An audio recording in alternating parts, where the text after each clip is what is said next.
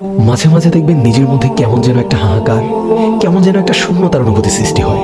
মনে হবে সবকিছু থেকেও কি যেন নেই, সবার মাঝে থেকেও নিজেকে মনে হবে বড্ড একা।